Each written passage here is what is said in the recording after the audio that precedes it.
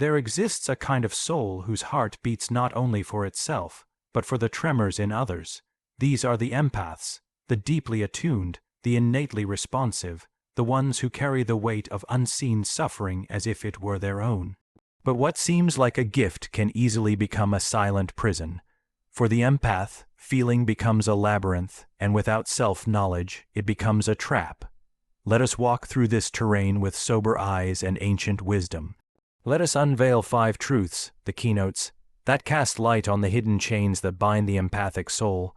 When you feel everything, you begin to believe you are responsible for everything. This is the earliest and most invisible trap that captures the empath. It starts subtly, often in childhood, when emotional storms swirled around them. Parents arguing, silences heavy with unspoken pain, rooms thick with tension. The sensitive child, unable to distinguish between their own emotions and those of others, begins to assume that perhaps they are the cause of the chaos, or worse, that it is their job to fix it. That early survival mechanism becomes their guiding compass into adulthood. The empath walks into a room and instantly tunes into what is wrong, not what is being said, but what is being suppressed. They feel what others won't speak. They anticipate needs before they are voiced. And with that ability comes a silent burden, the belief that they must do something about it. They must soothe, heal, support, mend, rescue. They are consumed by an internal pressure to bring peace, to carry the emotional labor of others, because they mistake sensitivity for duty. But this belief is deeply flawed and dangerously seductive, because when the empath starts identifying as the one who must carry others, they lose track of where their responsibility ends and another's begins. The boundaries blur. Their nervous system becomes a battlefield for wars that were never theirs. They absorb the pain of friends, lovers, family, strangers, and then crumble beneath the weight, wondering why they are exhausted, anxious, or depressed. It is not their pain, but they have made it their own.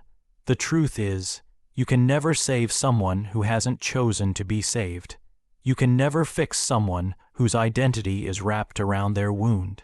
And when you try, you become a prisoner of a false mission, one that takes your life force and gives you guilt in return, the guilt of not doing enough, of not being able to heal someone who refuses to heal, the guilt of choosing yourself. But empathy without boundaries is self-destruction. It is a slow death of the soul, because what began as compassion transforms into codependency. You don't just feel for them, you become them. You stop listening to your own needs because theirs are louder. Their chaos demands your silence, and so you swallow yourself. It is not your task to regulate other people's inner worlds.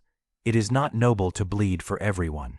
It is not spiritual to suffer endlessly in the name of love. What is spiritual is knowing your own limits.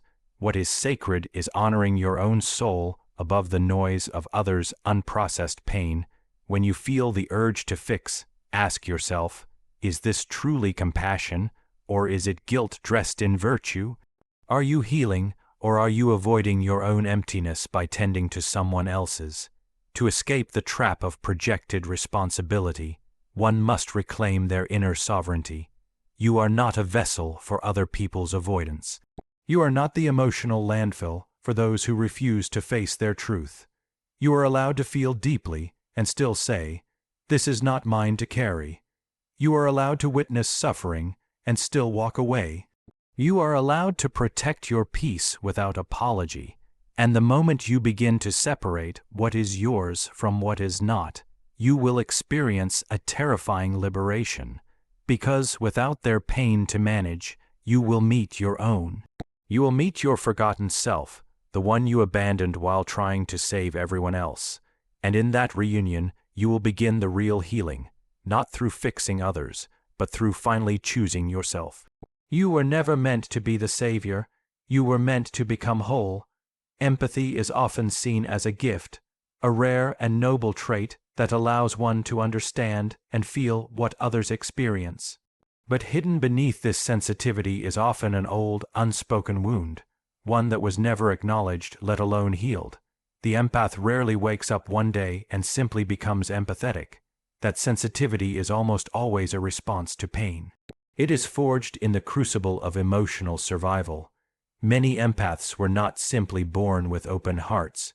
They were shaped by unstable environments where being attuned to others wasn't a choice, but a necessity. They learned to read the slightest changes in tone, facial expression, silence, or mood. Not because they were curious, but because they were afraid. Afraid that if they didn't anticipate what was coming, they might get hurt emotionally, psychologically, or even physically.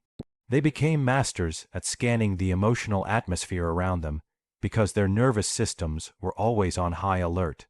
Their ability to sense others was not cultivated out of peace, but out of fear. This is the origin of many empathic tendencies. The child who grew up in a house where love was conditional, where emotions were volatile, or where neglect and abandonment whispered louder than any words spoken, had to develop a deep, almost psychic sensitivity to survive. They learned to decode people's hidden intentions before they were made manifest. They could feel a shift in energy before a single word was spoken. That was their defense, their armor, their radar. But this gift, when born of trauma, becomes a curse if not understood. Because the empath carries within them not just an openness to others, but a deep fragmentation within themselves.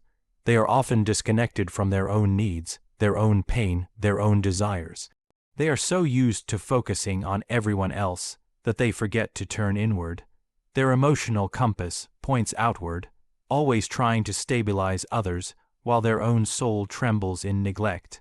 And so they attract the broken, the wounded, the unstable, not because they are saints, but because they recognize that chaos. It's familiar, it feels like home. Deep down, they hope that by healing another, they might somehow rewrite their own past. They see in others the same lost child they once were, and if they can save them, maybe they can save themselves. But this is an illusion. You cannot fix in another what you refuse to face in yourself. That's why the empath often ends up in toxic cycles, giving and giving, hoping their love will finally be enough. But no amount of giving will ever satisfy the black hole of someone else's unhealed trauma, especially when your own remains unacknowledged. The sensitivity becomes dangerous when it is used to avoid looking at the wound behind it.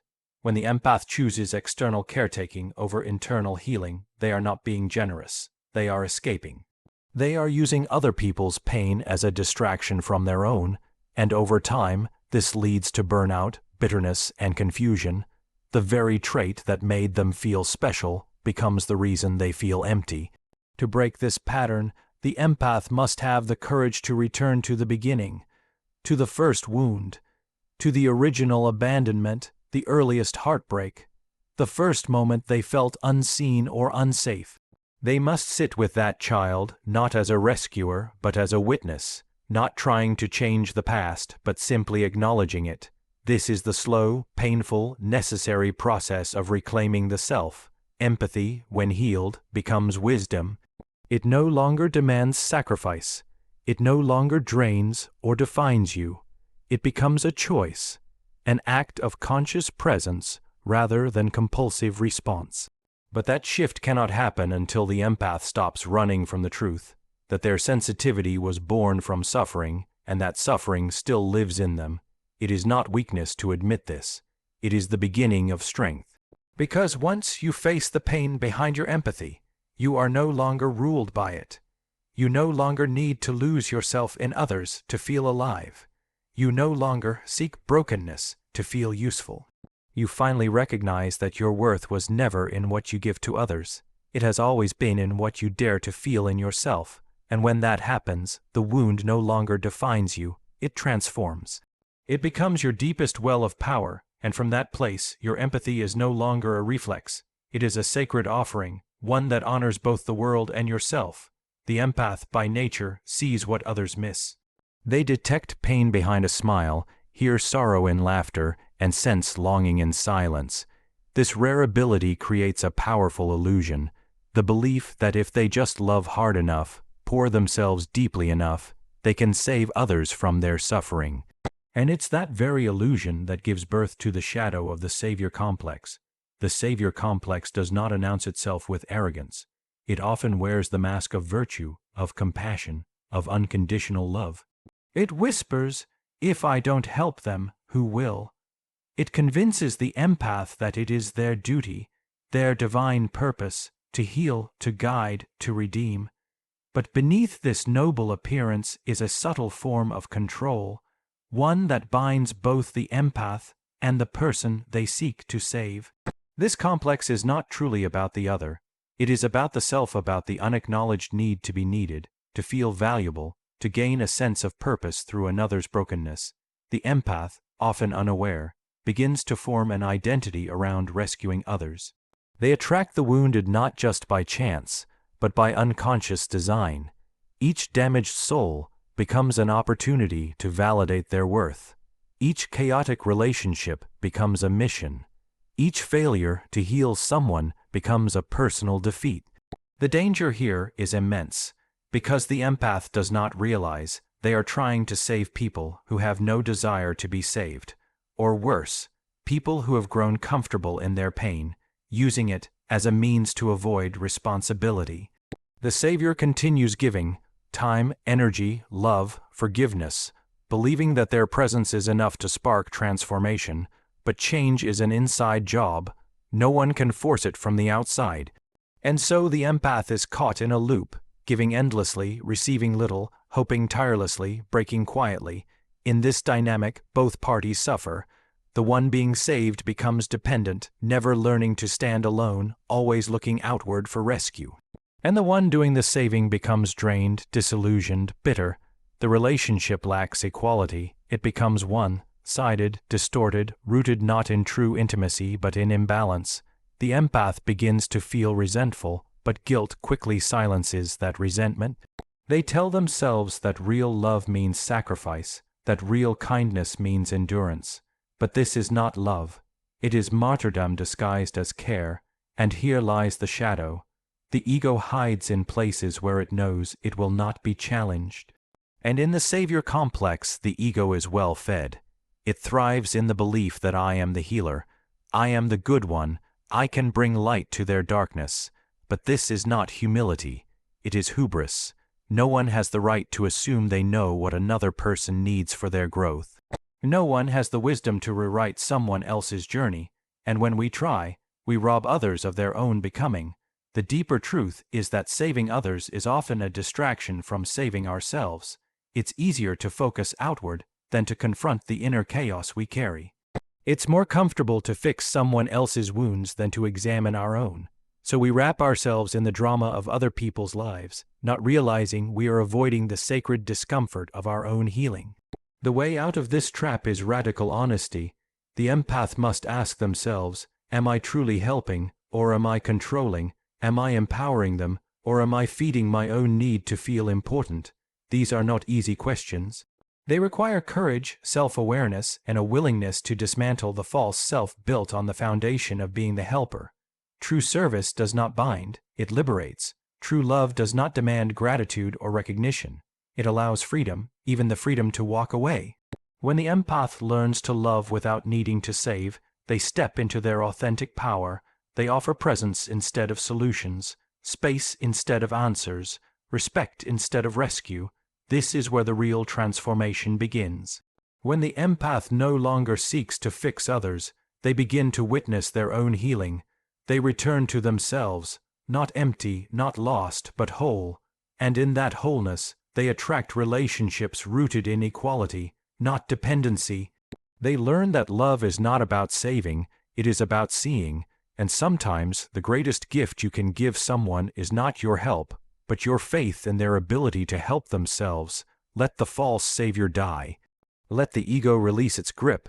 Let the empath become what they were meant to be, not a rescuer, but a mirror, a presence, a soul who honors others without losing their own. For the empath, connection is second nature.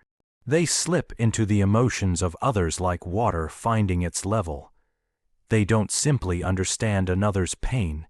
They feel it in their bones as if it were their own. This depth of attunement is powerful, but when left unchecked, it becomes dangerous. Because what begins as deep empathy can evolve into emotional fusion. The empath begins to merge, not just connect, but dissolve, and to the experiences, needs, and identities of others, and in doing so, they lose themselves. This loss of self doesn't happen all at once. It's a slow erosion, a quiet vanishing act. It begins with small compromises, the empath choosing peace over their voice, surrendering their needs so someone else can feel secure, absorbing blame to preserve harmony. These sacrifices are often unconscious, rooted in a deep fear, the fear of abandonment, rejection, or being too much. The empath has learned that to be loved, they must disappear a little at a time. They become whoever the other person needs them to be. Around anger, they become soft. Around sadness, they become support. Around confusion, they become clarity. But in doing this, they become everything and nothing all at once. Their identity becomes fluid, malleable, shaped entirely by the emotional climate of their relationships.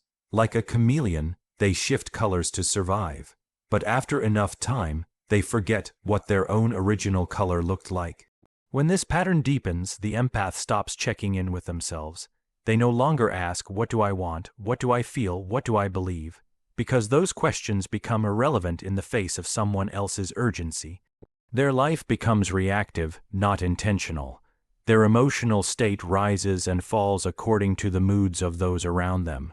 If someone is happy, they feel at peace. If someone is angry or withdrawn, they spiral. They are no longer anchored within. They are tethered to the emotional tides of others. This creates profound confusion and exhaustion. The empath may find themselves overwhelmed, but unable to explain why. They feel anxiety, but don't know whose it is. They feel guilt for setting boundaries, shame for expressing needs, and fear when choosing themselves. And because they've merged so deeply with others, they can't tell whether these emotions are theirs or someone else's. The lines are blurred, the self is lost. In relationships, this merging can look like self-abandonment disguised as love. The empath becomes consumed with the other person, thinking for them, feeling for them, anticipating every emotional need. They mistake codependency for intimacy, believing that love means being everything for someone. But love without boundaries is not love. It is enmeshment, and enmeshment is not unity. It is erasure. The danger here is not just burnout. It is spiritual amnesia. The empath forgets why they are here, forgets their own purpose, passion, voice. They may wake up one day surrounded by people yet feel completely alone, because they are estranged from themselves. They don't know what they believe, what they stand for, what they dream of. They have become a reflection of others, not an expression of their own soul. Healing begins with separation, not rejection, not isolation, but healthy differentiation. The empath must learn to stand within their own emotional skin, to feel without becoming. They must build an internal structure strong enough to hold their identity, even in the presence of others' chaos. This requires boundaries, clear, firm, sacred. Boundaries that say, I love you, but I will not lose myself to love you. Boundaries that allow the empath to show up fully without disappearing. They must also relearn how to listen inward, to ask themselves what they need, what they value, what brings them alive. This is not selfishness. It is soul retrieval. It is the empath taking back the parts of themselves they gave away in exchange for safety and belonging. It is the slow, brave act of rebuilding a life from the inside out, one truth at a time. When the empath reclaims their selfhood, their empathy becomes clearer, more powerful. They no longer drown in others, they witness. They no longer absorb, they understand, and most importantly, they no longer disappear. They remain, fully present, fully grounded, fully themselves. This is the paradox of true connection. The more rooted you are in your own self, the more deeply you can meet others. When you no longer merge to belong, you begin to connect in truth, not as a fragment of someone else, but as a whole being, standing in the sacred center of your own soul. There comes a point on the empath's path where exhaustion becomes a form of awakening. The chronic fatigue of emotional labor, the silent suffering of carrying others' burdens, the hollow echo of one's own neglected needs. These are not just signs of depletion. They are sacred messengers. They arrive when the soul has grown weary of being second to everyone else's chaos. They arrive to say, enough. And in that sacred moment of inner revolt, the process of reclaiming inner authority begins. Inner authority is not loud, forceful, or reactive. It is not about control or dominance. It is quiet, rooted, and immovable. It is the voice that rises within when all other voices have faded into noise. It is the part of you that remembers who you are when the roles, masks, and emotional obligations are stripped away. For the empath, developing inner authority is not just important. It is essential for survival. Because without it, they are at the mercy of everyone else's storms. When an empath lives without inner authority, they live externally, constantly scanning the emotional landscapes of others, adjusting their responses, censoring their truth, and suppressing their instincts. They live like a mirror, reflecting back what others need to see, but never revealing their own image. They seek external validation, fearing that standing firm in their own convictions might make them appear cold, selfish, or unloving. But the truth is, love without self-possession is not love. It is appeasement, and appeasement slowly kills the soul. Inner authority is the alchemical process of transmuting empathy from burden into power. It is the moment when the empath stops asking, "How do I keep everyone else happy?" and begins to ask, "What is true for me?" That question is revolutionary. It challenges the deep programming that love must equal sacrifice, that kindness means silence, that feeling deeply requires losing oneself completely. It exposes the lie that empathy means endless emotional servitude. The alchemy begins with discernment. The empath learns to feel without absorbing. They stop rushing to fix, to rescue, to appease. They begin to observe the difference between compassion and codependence. Compassion says, "I see you." Codependence says, "I must save you or I have no worth." That subtle shift changes everything. The empath starts to realize that their presence is healing not because they dissolve into others, but because they remain whole in the presence of pain. Inner authority also demands the integration of the rejected self, the part that says no, the part that sets boundaries, the part that refuses to carry what isn't theirs. These parts have long been buried under the empath's desire to be liked, needed, approved of. But without them, the empath has no spine. They become emotionally porous, drained by every interaction, depleted by every cry for help. Reclaiming these aspects is not about becoming hard. It is about becoming whole. Boundaries are not walls, they are doors, and the empath with inner authority knows when to open and when to close. This authority also awakens a new kind of empathy, one that is fierce, clear, and unshakable. The empath no longer takes on the suffering of others, but instead becomes a container in which that suffering can be seen and acknowledged without ownership. They no longer lose themselves in the tides of others' emotions because they have rooted themselves in the bedrock of their own soul. They become like a mountain, present, strong, unmoved, able to hold space without collapsing. This transformation is not an escape from empathy, it is its maturation. It is the evolution of the empath into a wise presence, one who no longer feels guilty for having limits, for choosing rest, for prioritizing their own emotional well-being. They understand that being a safe space for others begins with being a safe space for themselves. They do not rescue people from their pain, they honor their ability to rise from it, and this is the great paradox of inner authority. When the empath stops trying to save the world, they finally become a source of true healing. Not because they give everything, but because they give from a place of fullness. Their empathy is no longer reactive, it is conscious. Their love is no longer self-erasing, it is self-aware. They do not bend in the presence of need.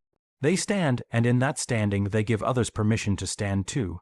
This is the alchemy, the sacred fire through which the empath passes, from a porous soul consumed by others into a sovereign being anchored in their own truth. It is not easy. It requires grief, letting go, saying no, walking away, disappointing others, and reclaiming pieces of the self that were given away far too early. But on the other side of that fire is clarity, peace, and power. The empath who has stepped into inner authority is no longer a servant of emotion. They are its master. They are no longer afraid of their sensitivity, they are led by it. They do not fear their depth, they trust it. And in that trust they finally meet themselves, not as a reflection of others, but as a soul with its own gravity. And that, at last, is freedom.